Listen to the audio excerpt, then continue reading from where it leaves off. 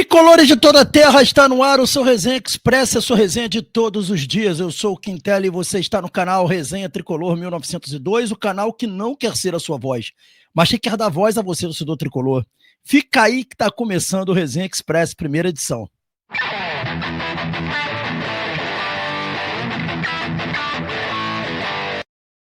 Resenha Express de 13/10/2025, voltando aqui para vocês. E eu peço aos amigos e às amigas, meus queridos amigos e amigas, para não esquecerem de se inscrever no canal, ativar o sininho das notificações, deixar o like. Fazendo isso, você diz ao YouTube que esse conteúdo é legal e nos ajuda a crescer cada vez mais. Pedir também para não se esquecerem do hype nesse vídeo. O hype faz esse conteúdo ir para mais pessoas, então assim, imprescindível que vocês deixem o hype e nos ajude nesse objetivo de crescer o canal cada vez mais, tá bom, galera? Então, fica aí os avisos importantes, o pacote do YouTube para vocês, e vamos iniciar aqui o nosso papo aqui para falar sobre Fluminense aqui, né? Basicamente, Fluminense. A gente vai falar sobre o trio, né? O trio Lescano, Lavega e Riquelme Felipe. A torcida do Fluminense tá com uma verdadeira campanha nas redes sociais pelo menos para esses jogadores terem mais oportunidades, né? Várias lives no YouTube, eu assisti uma live também do Jornada, que o pessoal fez enquete, aqui no canal a gente fez uma enquete também, que a galera pediu também na enquete, 90% disseram que falta oportunidade para os três jogadores, enfim. Então isso de algum jeito, de alguma forma, tem gerado uma pressão interna no Fluminense, tá? Os jogadores, a presença dos jogadores nas relações, pelo menos, tem sido objeto de cobrança da torcida, que tem respingado internamente dentro do clube. Eu tive uma informação anteontem, uma pessoa, né, uma fonte que eu tenho, que falou isso, falou, olha, o técnico, o Zubeldia, já está ciente dessa pressão que os torcedores estão fazendo para que o Lavega, o Lescano e o Riquelme Felipe tenham mais oportunidades. Isso é um fato. Ele disse para mim assim, Quintela, nesse primeiro momento ele optou por fazer o que estava sendo feito, manter o básico, tentar obter resultados positivos. Então essa semana de treinamento vai ser uma semana para ele observar esses jogadores com mais preocupação, com mais atenção.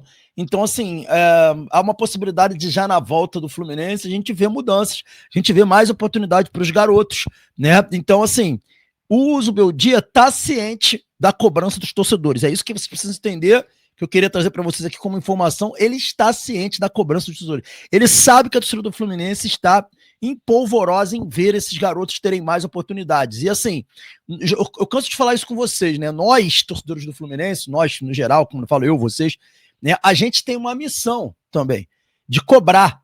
O torcedor de clube grande, ele cobra. Não entre nesse papo de que, tipo, a torcida do Fluminense é chata demais, reclama de tudo. Cara, tem que reclamar. Porque se não reclamar, nada acontece. As cobranças, elas são importantes para que as coisas aconteçam, né? Se a gente não cobrasse, o Renato continuaria fazendo o que estava fazendo e que dane-se. Porque senão o torcedor ele vira apenas vamos dizer assim, uma foca que vai no estádio bater palminha e que não tem nenhuma importância no processo. E o torcedor tem que ter importância no processo, sim, porque é ele que banca tudo isso, é o torcedor o responsável por tudo isso acontecer. Então vocês têm que ser diligentes, vocês têm que cobrar sim, e o Resenha está aqui para dar voz a vocês. Dando sequência, claro, a gente ia falar sobre Kevin Serna. Kevin Serna está virando notícia em toda a Colômbia.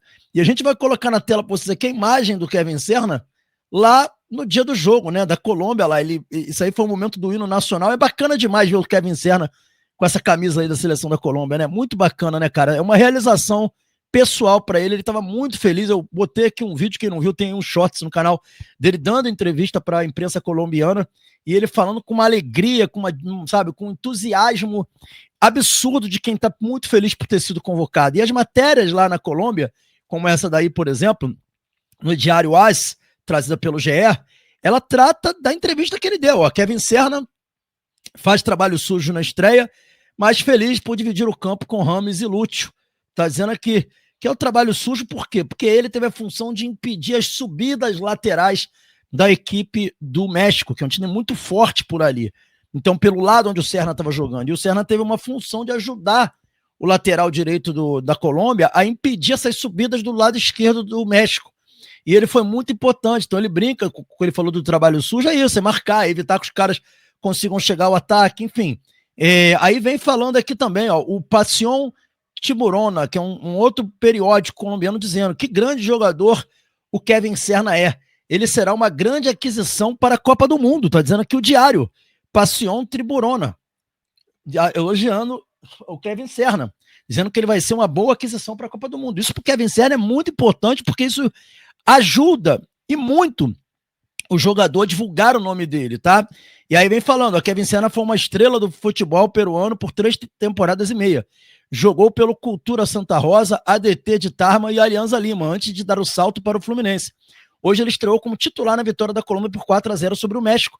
Tá falando aqui o momento desportivo, tá vendo? Elogiando o Kevin Serna, dizendo que ele só teve uma oportunidade mesmo quando ele foi pro Fluminense. Aí é aquilo que eu falo para vocês, o tamanho do Fluminense, gente. Aí vai falando aqui, ó, os protagonistas falaram, Kevin Serna, Johan Carboneiro e Jefferson Lerma, analisaram a vitória da Colômbia por 4-0 sobre o México em amistoso internacional. Aí vai mostrando aqui a entrevista do Kevin Serna, que a gente mostrou para vocês aqui, ó, lá no nosso shorts. E aí vem falando mais, ó, ele se destacou entre os cafeicultores. Kevin Serna finalmente estreou pela seleção colombiana. O ex-jogador do Alianza Lima contou como viveu a partida contra o México. E esse aqui é um jornal lá do Peru, tá? Falando sobre ele. Então, assim, cara, o Kevin Serna virando notícia em todos os jornais colombianos e também no jornal peruano lá. Muito bacana, né? Essa ascensão do Kevin Serna, né? O quanto que o Kevin Serna está se tornando um jogador grande, né? E o Fluminense, mais uma vez, com uma importância vital na vida de um atleta, ao passo que eu também lamento a não convocação do Arias.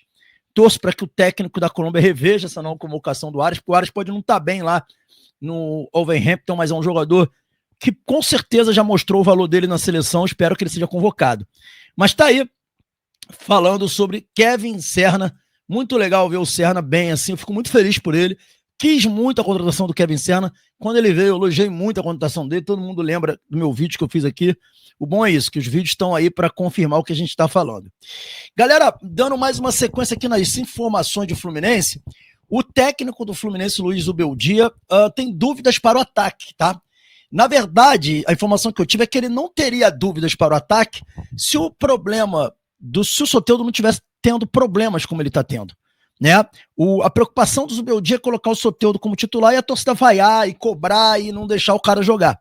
Então o Zubeldia está muito preocupado com a torcida, com a repercussão negativa que teria o Soteldo iniciar um jogo no Maracanã. Ao mesmo passo que ele entende que é importante para o atleta também ter essa rodagem. O Soteldo não está lidando bem com as críticas, já teve notícias aí, vários veículos dando conta de que ele está fazendo tratamento psicológico por conta da dificuldade dele de lidar com as críticas dos torcedores do Fluminense. Já virou até uma implicância, esse é um fato, e o jogador é o preferido do Zubeldia para jogar a partida contra o Juventude, mas ao mesmo tempo o Zubeldia tem preocupações com a repercussão negativa que pode ter uma má atuação do atleta. Então é um problema que o Zubeldia tem que resolver. Ele tem dúvidas se vai com o Soteldo ou se não vai com o Soteldo por conta desse momento difícil que o Soteldo está vivendo. Preserva o jogador ou começa com o jogador? Então é um dilema para o Zubeldia. Informações dão conta disso, porque por ele o time iria com Canóbio, Soteldo e John Kennedy, mas devido a esse momento difícil que o Soteldo está vivendo, ele está com dúvida se ele vai com o Soteldo mesmo, entende? É um problema sério que ele vai ter que resolver e que não é fácil de resolver, né, gente? A gente tem que combinar que é uma situação difícil de resolver aí para o técnico Luiz Zubeldia, mas ele é pago para isso, não somos nós que somos pagos para isso. Então, como ele é pago para isso, ele vai ter que resolver isso daí da melhor forma possível. A gente torce aí para que seja o melhor para o Fluminense, tá bom? Mais uma informação do Fluminense. Hoje a gente tem bastante informação de Fluminense para vocês. E para fechar, né? Na verdade, o nosso Resenha Expresso de hoje, eu queria trazer uma situação muito desagradável, mas muito desagradável mesmo. Diria até lamentável, muito lamentável, e que eu chamo a atenção aqui daqueles que estão promovendo esse tipo de ação. É do conhecimento público que Fluminense e Vasco virou um verdadeiro inferno, né? Virou uma rivalidade muito tóxica que, na maioria das vezes, descamba para a violência, descamba para o ódio gratuito e a gente tem visto consequências disso muito ruins, ok? E o que acontece? Ontem, no dia de ontem, foi uma verdadeira aberração o que eu pude presenciar no Twitter. O Twitter, todo mundo sabe, infelizmente se tornou uma rede social de ódio. Muita gente até diz que é a cracolândia das redes sociais. Eu não gosto de usar Twitter. Na verdade, eu não tenho rede social nenhuma. Eu tenho um perfil no Facebook que eu só uso para compartilhar coisa do canal, mas nem uso para mais nada além disso. Então, eu não tenho Twitter, mas tenho o Twitter do Resenha. E ontem, entrando no Twitter do Resenha, eu me deparei com comentários odiosos de ambas as partes, tanto do Fluminense quanto do Vasco.